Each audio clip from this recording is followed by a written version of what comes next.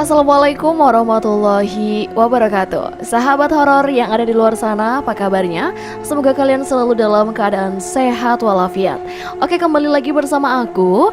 Pastinya aku akan memberikan sebuah cerita-cerita dari real story yang horor.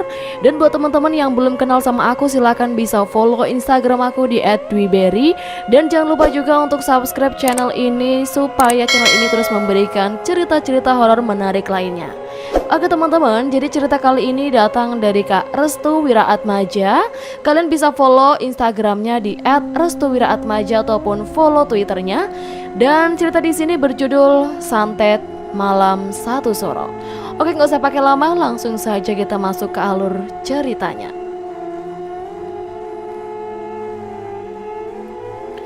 Jawa Tengah, tahun 1980.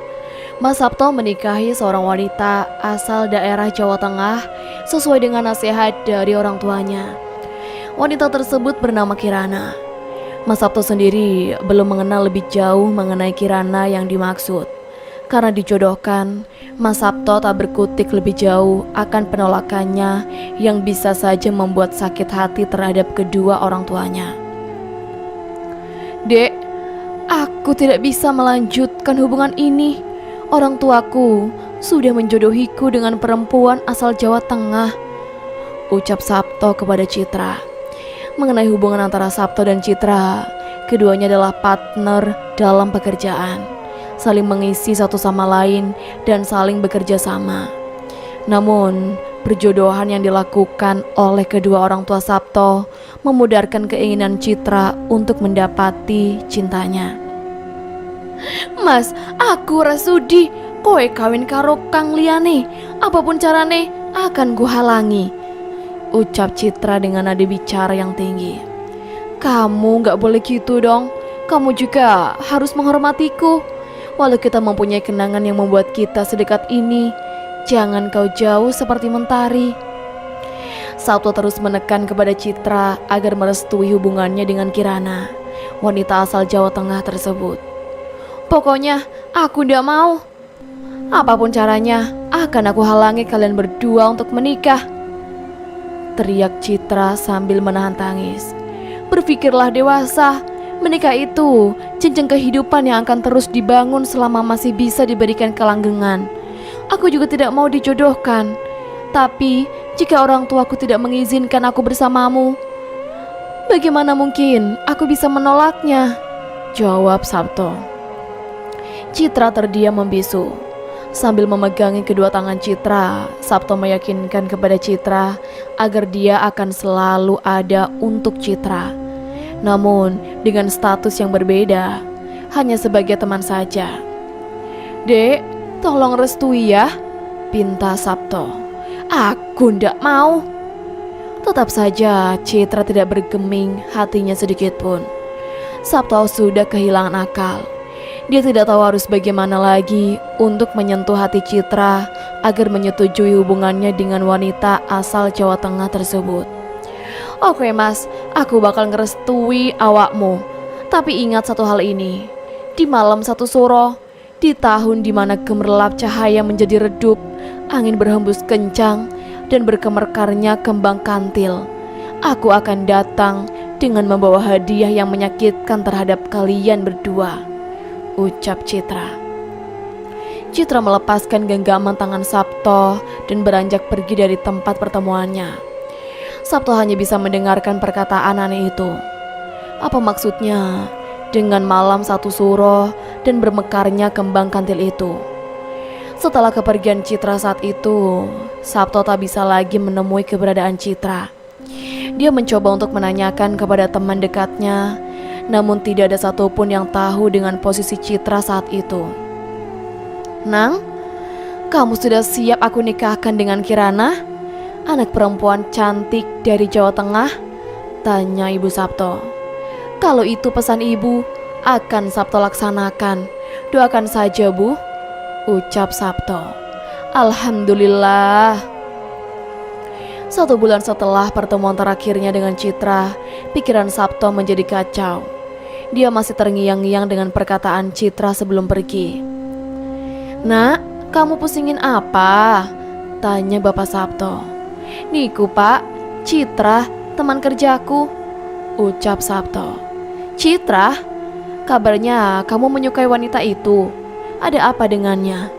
Tanya Bapak Sabto. Aku tak tahu apa yang dikatakannya. Namun sebelum dia pergi, ada perkataan aneh yang keluar dari mulutnya, ucap Sabto. Coba beritahu Bapak, aku yakin itu bukan perkataan biasa, jawab Bapak Sabto. Sabto menghela napas sesaat. Dia harus bersiap untuk menjabarkan dengan rinci. Citra berkata seperti ini. Jika gemerlap malam cahayanya redup, hembusan angin yang kencang dan bunga kantil bermekaran, tepat di malam 1 Suro, dia datang memberikan hadiah yang mengerikan kepada Sabto. Itu artinya apa, Pak? Tanya Sabto. Bapak Sabto terkejut mendengar perkataan itu. Dia memandang wajah istrinya, Ibu Sabto, dengan wajah penuh ketakutan. Di mana Citra sekarang? Tanya Bapak Sabto. Dia menghilang tanpa jejak, jawab Sabto. Kamu pernah mendengar tentang santet malam 1 Suro? Tanya Bapak Sabto. Apa itu, Pak? Tanya balik Sabto. Santet perjanjian dengan iblis, malam yang sakral. Tentunya pertumpahan darah yang sangat dilarang di malam itu, ucap Bapak Sabto. Bagaimana mungkin Bapak bisa mengetahuinya? Nak, bapakmu itu telah merasakan pahit manisnya hidup, ucap Ibu Sabto. Lalu bagaimana, Bu? Pak, apa yang akan terjadi denganku jika Citra sudah melakukan itu? Tanya Sabto. Yang tenang, yang bisa menjaga diri sendiri, pesan Bapak Sabto. Namun tetap saja dalam pikiran dan hati Sabto masih belum tenang dan merasa nyaman. Apalagi dia sebentar lagi akan menikah.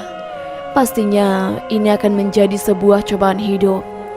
Ibu Sabto memberikan kalung tasbih terhadap Sabto untuk mencegah terjadinya penyerangan di malam itu. Nanti ketika istrimu sudah hamil, gunakan kalung ini kepada leher istrimu, ucap Ibu Sabto. Nggih, Bu, jawab singkat Sabto. Tinggal beberapa hari menuju hari pernikahannya.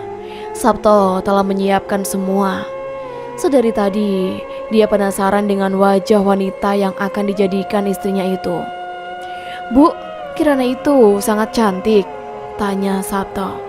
Sangat, Nak, ucap Ibu Sabto sambil tersenyum. Hari-hari sebelum pernikahan Sabto dengan Kirana digelar, keluarga Sabto mendapati berbagai macam keanehan di dalam rumahnya. Setiap kamar tergantung bunga kantil serta sesajen aneh berupa ikatan bangkai tikus yang diletakkan di bawah tempat tidur Sabto. Bu, Pak, ini apa? Teriak Sabto sambil menutup hidung. Bapak dan Ibu Sabto langsung menuju kamar Sabto. Astagfirullah, apa ini, Nak? Tanya Bapak E. Aku ndak tahu, Pak E. Ibu Sabto langsung mengambil sapu lidi dan serokan sampah untuk membuang sesajen aneh itu. 3 bingkai tikus diikatkan menjadi satu menggunakan tali tambang dan diletakkan dalam sebuah wadah yang terbuat dari tanah liat. Bunga kantil yang tergantung di kamar Sabto pun dicopot secara paksa untuk mengurangi keresahan dalam diri Sabto. Yang tenang dan legowo, dirimu sedang diuji dengan ujian yang sangat sulit. Pesan demi pesan yang disampaikan oleh Bapak Sabto sangat memikat di hatinya untuk selalu berpegang teguh kepada keyakinan dan ketetapannya terhadap nilai-nilai kebaikan. Sambil memegangi dadanya, Sabto teringat akan Citra. Apakah kejadian ini ada hubungannya dengan Citra? Bagaimana bisa bunga kantil yang pernah diikatkannya menjadi kenyataan dan tergantung rapi di depan kamar Sabto? Pak E, kira-kira perbuatan ini ada hubungannya dengan Citra tidak? Tanya Sabto. Kita tidak tahu siapa yang melakukannya. Namun, jika memang ada orang yang melakukan perbuatan sekejam ini terhadap keluarga kita, itu artinya dia tidak menyenangi apa yang akan kita lakukan. Sabto masih menatap tajam tempat di mana sesajen itu ditemukan. Dia masih penasaran dengan bawah kasurnya, apakah ada sesuatu lagi atau tidak. "Pak, di bawah kasur, ada apa ya?" tanya Sabto. "Bukan nak," perintah Bapak Sabto. Sabto langsung membuka bawah kasur yang dirasa sangat mengganjal itu. Dibukanya secara perlahan. "Astagfirullah, kelabang pak, banyak sekali!" teriak Sabto. "Ambil daun pandan di depan rumah," perintah Bapak Sabto. Sabto segera mengambil beberapa helai daun pandan dan menyerahkannya. Daun pandan itu diiris-iris menjadi potongan kecil dan ditaburkan tepat di sekeliling kelabang yang bergerombol di bawah kasur Sabto. Alhasil, para kelabang itu menghindar dan meninggalkan tempat di mana mereka bersarang di bawah kasur Sabto. "Aneh, kok bisa kelabang itu ada di bawah tempat tidurku, Pak?" tanya Sabto. "Wis, gak usah dipikirkan," jawab Bapak Sabto. Ibu Sabto segera masuk dan memberitahukan sesuatu yang menjanggal kembali. "Siapa yang meletakkan boneka aneh di depan kamarku?" tanya Ibu Sabto. "Maksudnya, aku sudah tidak tahan. Siapa yang meletakkan itu?" Bapak Sabto dengan sergap menuju ke arah depan pintu kamarnya. Diikuti oleh Sabto. Mereka sepakat untuk bebersih rumah karena serangan aneh itu. "Astagfirullah, ini sudah kelewatan batas," ucap Bapak Sabto. "Apa ini ada hubungannya dengan perkataan Citra sebelum dia meninggalkanku saat itu?" tanya Sabto. "Sudahlah, kita tidak tahu apa yang terjadi di rumah ini. Biarkan semua berjalan seperti arus yang mengalir." Bapak Sabto terus menenangkan pikiran kacau Sabto agar tidak memikirkannya terlalu dalam. Sementara itu, pandangan Citra tepat di mana satu suro itu akan datang, bawakan satu babi yang tidak terlalu gemuk, juga tidak terlalu kurus. "Aku akan mencoba menggadaikan nyawaku terhadap iblis," ucap dukun suruhan Citra. "Baik mbah," ucap singkat Citra. "Tubuh kamu sudah aku gadaikan terhadap perjanjian ini. Jika sudah tersepakati, kamu harus siap menerima resikonya," ucap dukun itu kepada Citra. "Aku sudah siapkan semua raga dan jiwaku supaya bisa menghancurkan Sabto," jawab Citra. "Aku menunggu malam ketika bulan purnama sudah redup," ucap dukun itu. 3 hari sebelum pernikahan Sabto, "Hari ini Bapak akan mempertemukanmu kepada Kirana. Semoga dia akan menjadi seorang istri yang mumpuni terhadap dunia dan akhiratmu," ucap Bapak Sabto. "Amin." Persiapan menuju ke rumah Kirana telah dipersiapkan dengan matang. Sabto sudah siap resikonya jika kejadian yang akan dihadapinya berimbas kepada Kirana sang istri. Hanya saja dalam diri Sabto masih mengganjal kepada sosok Citra yang masih belum ada kabar hingga hari ini. Apakah dia akan mendatangi pesta pernikahan Sabto dan Kirana? "Nak, pernikahan itu ibadah, harus bisa mengerti antara satu dan lainnya," ucap Ibu Sabto. "Bu, aku minta doanya," ucap Sabto sambil memeluk ibunya. "Sudah, sekarang berangkat menuju Kirana." "Sudah, sekarang berangkat menuju Kirana," ucap Ibu Sabto sambil membereskan kemeja lengan panjangnya yang berwarna merah marun. Keluarga Sabto sudah siap menunggu untuk acara pelepasan Sabto serta membawa kesepakatan mas kawin yang akan digunakan sebagai mahar dari pernikahan. Perjalanan menuju rumah Kirana lumayan memakan waktu yang lama. Selama dalam perjalanan, Sabto memegangi kalung yang diberikan ibunya kepada Sabto kelak ketika istrinya hamil nanti. "Wetonmu karo Kirana bagus nak," senyum Ibu Sabto. "Alhamdulillah, terima kasih Bu. Yang bisa menjaga diri sendiri dan istrimu nak, saling mengerti." "Siap Bu, amanat Ibu bakal Sabto laksanakan. Terima kasih," ucap Sabto. Sepanjang jalan, Sabto juga memperhatikan pedesaan yang menuju ke arah Kirana.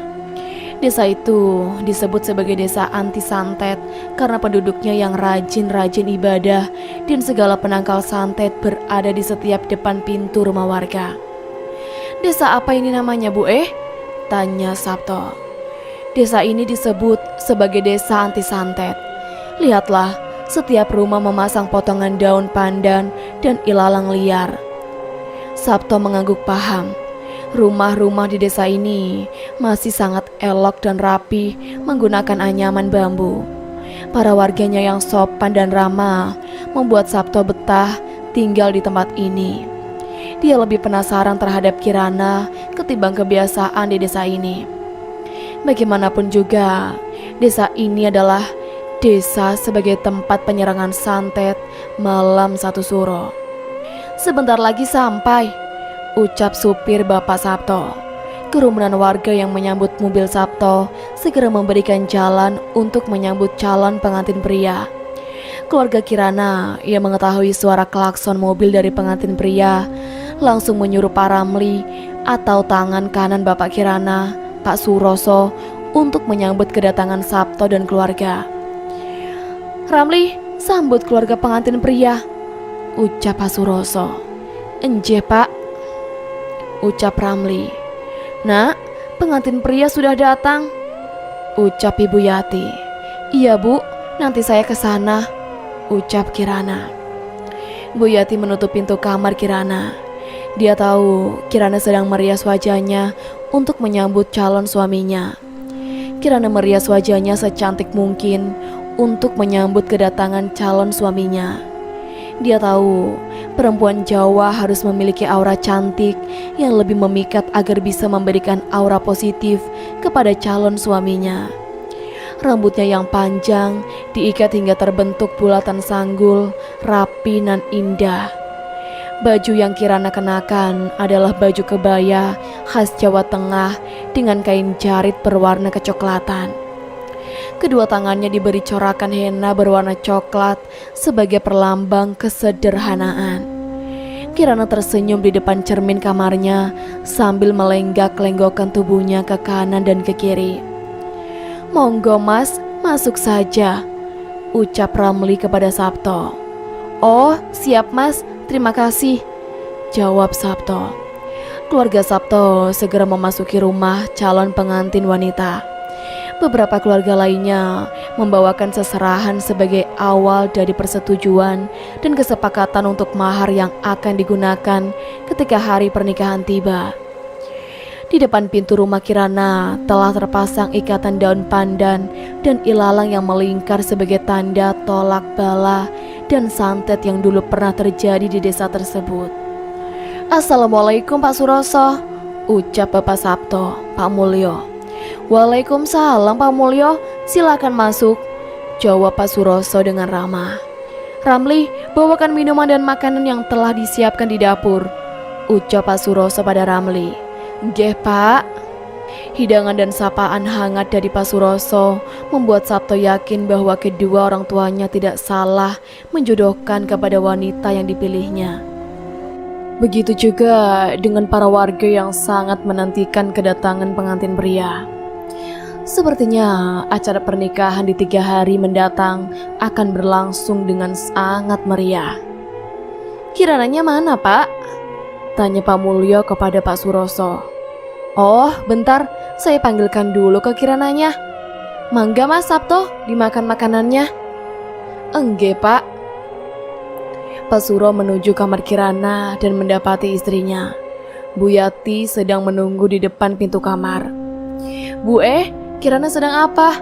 Si pengantin laki-laki sudah menunggu," ucap Pak Suroso. "Iya Pak, sebentar lagi," jawab Bu Yati. Pak Suroso dan Bu Yati menunggu Kirana untuk keluar dari kamar. "Bu, aku sudah siap," ucap Kirana dari dalam kamar. "Tuh kan, kalau anak perawan itu lama meriasnya. Jadi sampean kudu ngerti Pak," senyum Bu Yati. Pak Suroso tersenyum lebar.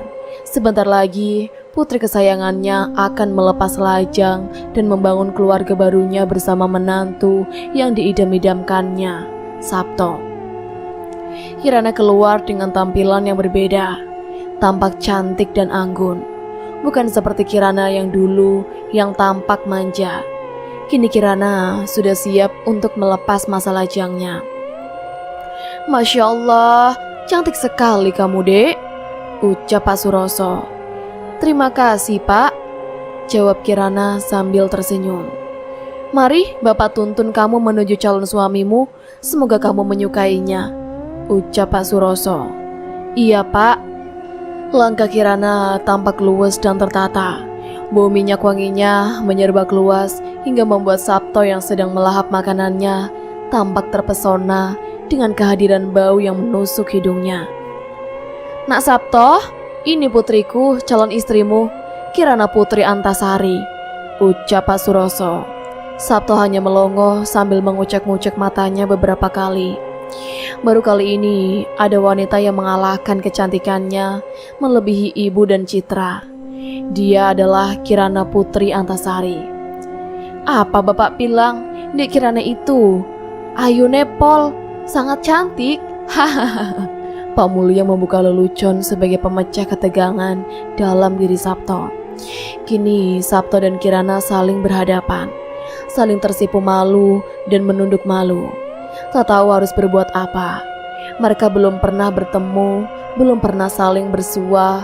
Namun rasa penasarannya semakin meningkat manakala keduanya saling curi-curi pandang. Biasa, awal pertemuan memang tersipu malu, nanti juga malu-maluin. Ucap lagi Pak Mulyo dengan humor tingginya mampu mencairkan suasana. Serentak, seluruh orang yang berada di dalam rumah Pak Suroso menjadi tertawa karena humor dari Pak Mulyo itu. Sabto baru tahu bahwa bapaknya berandil besar dalam menenangkan hatinya. Kini Sabto semakin mantap untuk menikahi Kirana. Dek Kirana, ini anakku Sabto Adia Wiranta. Ini anakku satu-satunya. Bapak harap kalian berdua bisa membangun keluarga yang harmonis dan penuh kebahagiaan, ucap Pak Mulyo. Bapak dan Pak Mulyo adalah teman waktu bekerja dulu. Kita dipertemukan kembali di tempat yang istimewa. Sabto yang mendengar ucapan dari mulut Pak Suroso kaget. Pantas saja bapaknya sangat akrab dengan calon menantunya. Ternyata Pak Mulyo dan Pak Suroso adalah teman lama yang dipertemukan kembali. Kapan acara pengikatan ini akan diadakan? Tanya Pak Suroso. Sekarang saja, untuk pernikahannya, tanya kembali Pak Suroso.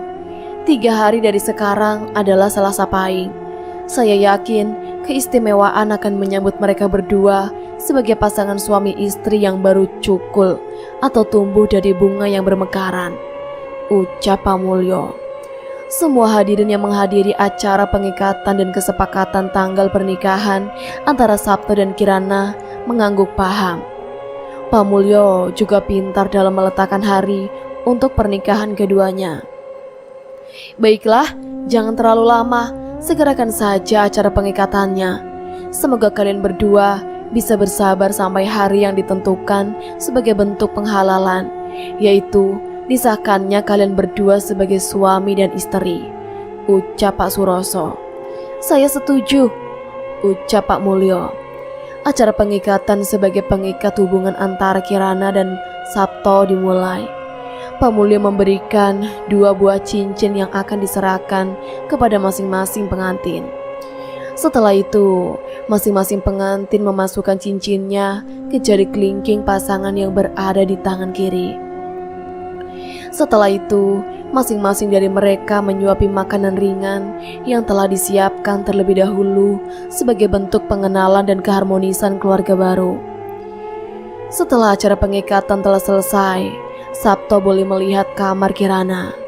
Hal ini sebagai penilaian diri dari Sabto pribadi. Apakah Kirana layak untuk dijadikan istrinya atau tidak? Jika layak, maka Sabto cukup menganggukkan kepalanya sebagai bentuk kelayakannya. Sabto memperhatikan kamar Kirana yang mana pintunya telah terpasang irisan daun pandan dan ilalang liar. Sabto sedari tadi bingung akan lambang itu. Apa maksud dari pandan dan ilalang yang ditempelkan tepat di depan pintu? "Pak ucap Sabto sambil mengangguk. "Alhamdulillah, sudah kuduga kamu menyukai Dek Kirana," jawab Pak Mulyo. Kirana hanya tersipu malu sambil memainkan kedua tangannya yang tengah bercorak henna. Sabto langsung terduduk kembali di hadapan Kirana dengan wajah yang sumringah. "Sabto, ada yang ingin kau sampaikan kepada Dek Kirana?" tanya Pak Suroso. "Tidak ada, Pak," jawab Sabto sambil tersenyum. "Alhamdulillah, tinggal menunggu hari H, kita akan persiapkan pernikahan kalian berdua." Sabto dan Pak Mulyo segera bangkit. Acara pengikatan kedua mempelai telah usai.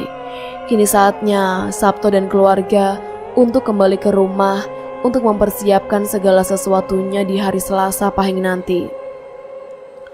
Pak Suroso dan Kirana mengantarkan rombongan Sabto dan keluarga hingga ke depan tugu desanya. Sabto masih memandangi setiap rumah yang terpasang irisan daun pandan dan ilalang. Dia masih belum mengerti akan arti itu. "Terima kasih Nak Sabto sudah mengunjungi rumah kami dan berkenan menyetujui acara pengikatan ini. 3 hari dari sekarang, Nak Sabto harus persiapkan seluruh jiwa dan raga untuk acara pernikahan nanti," ucap Pak Suroso. "Enggak Pak, aku siap," senyum Sabto. Sabto dan keluarga memasuki mobilnya dan beranjak pergi meninggalkan desa yang dikenal sebagai desa anti santet itu. Para warga menyorakan rasa kegembiraannya karena putri mahkota dari Pak Suroso sebentar lagi akan melepaskan masa lajangnya. Di sepanjang perjalanan pulang, Sabto hanya melamun dan memandangi sekeliling desa dengan tatapan yang kosong. "Ada apa anak ganteng?" rayu ibu Sabto sambil menjiwit pipi Sabto dengan gemas. "Bu, sakit jawab Sabto. "Ada apa gerangan? Tiba-tiba saja tatapanmu sangat kosong. Tidak baik pengantin pria memikirkan hal-hal yang berat. Ada apa nak? Kemari cerita pada ibu," pinta ibu Sabto. "Aku masih penasaran dengan irisan daun pandan dan ilalang melingkar yang tertempel rapi di depan pintu." "Oh, itu toh. Tanya bapakmu kalau itu. Dia kan temannya Pak Suroso. Pasti ada cerita yang diceritakan oleh Pak Suroso pada bapakmu," ucap ibu Sabto. "Pak ndak mau cerita," rayu Sabto kepada bapaknya. Sebentar," jawab Pak Mulyo. "Tempat itu pernah menjadi sasaran santet pada masa lalu karena ada salah satu warganya melakukan pemujaan terhadap iblis. Semua warga menjadi korban dari keganasan santet itu yang dilayangkan tepat di malam 1 Suro," ucap Pak Mulyo. "Para warga yang terkena santet banyak yang mengalami penyakit aneh. Entah apa yang diinginkan oleh orang itu hingga dia menumbalkan warganya. Namun ada satu persepsi yang membuat Bapak yakin akan satu hal," ucap Pak Mulyo. "Persepsi?" tanya Sabto. "Yaitu tentang sakit hati. Pelaku merasa sakit hati karena cintanya kandas. Karena itu, cinta bisa memberikan sebuah arahan, bisa menunjukkan kepada kebaikan atau sebaliknya, menuju kepada kerusakan.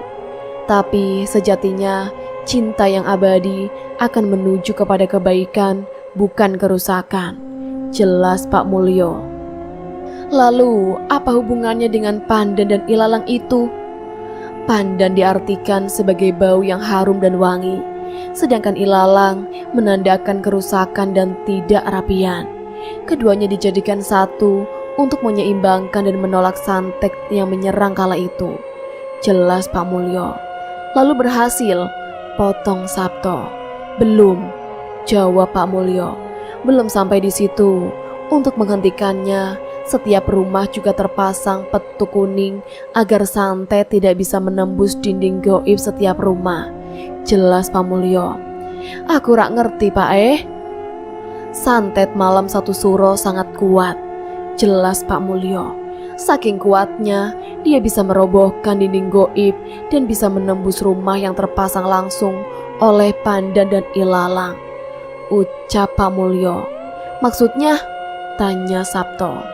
Santet itu masih bisa menyerang walaupun setiap rumah telah terpasang petuk dan lainnya.